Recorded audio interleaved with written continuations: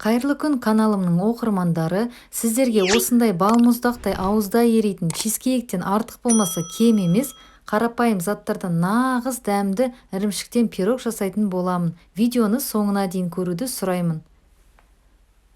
Ол үшін ірімшігімізге каймак және жұмыртқамызды құйып, блендермен біркелкі болғанша араластырып аламыз. Блендер болмаса қолмен немесе венчикпен жақсылап араластырсаңыз болады.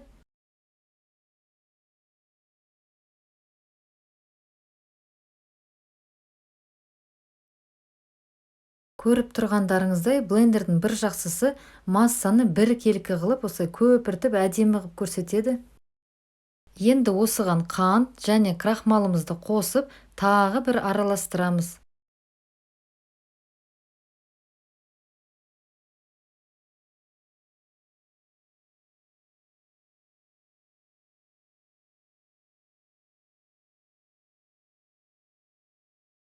Массамыз міне дайын болды. Менде жазда жинап қатырып қойған қарақатым бар, соны пайдаландым. Әрине ол міндетті емес, өз еріктеріңіз. Осыған енді ірімшікке салғанда астына түсіп кетпейтіндей және бір-бірінен ажырап тұру үшін крахмал қосуымыз керек.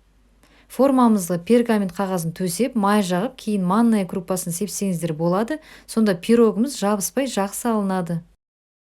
Міне енді дайын болған массамызды құйып, үстіне қарақатымызды себеміз. Кейін 180 градуста 40 минут пісіреміз. Пештеріңізді міндетті түрде алдын ала қыздырып қойыңыздар.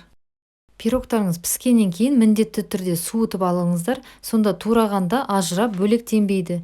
Міне пирогымыз пісті, енді оны әсемдеуге болады. Мен үстіне қант ұнтағын септім және үйде бар шие және кивиді осылай шетіне турап әсемдедім. Астарыңыз дәмді болсын.